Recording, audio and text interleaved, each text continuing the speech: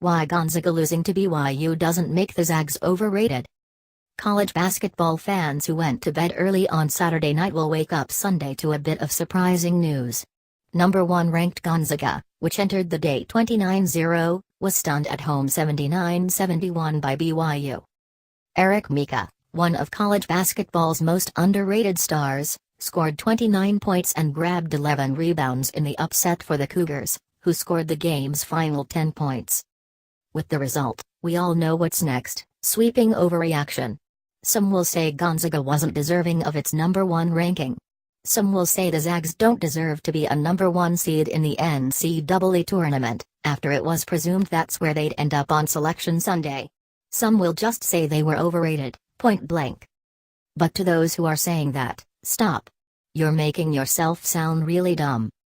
For starters, the Zags weren't overrated, but instead, a team deserving of that number 1 ranking. Remember, this is a club that beat Arizona and Florida, teams which entered the day ranked in the top 15 nationally.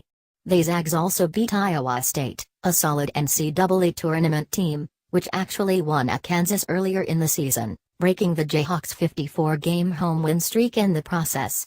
They beat a Tennessee team that has beaten Kentucky, and a top 25 ranked St. Mary's team twice. The Zags are plenty good. Also, let's not act like the Zags, who have lost on senior night in Spokane for 3 consecutive seasons, are the only team in college basketball with a relatively bad L on their resume. Let's never forget that Duke lost at home to NC State. And Oregon lost to Georgetown. And North Carolina to Georgia Tech. So, will this loss cost Gonzaga a number 1 seed? Only time will tell. But does it prove the Zags were overrated? Don't be ridiculous. They're good enough to win it all.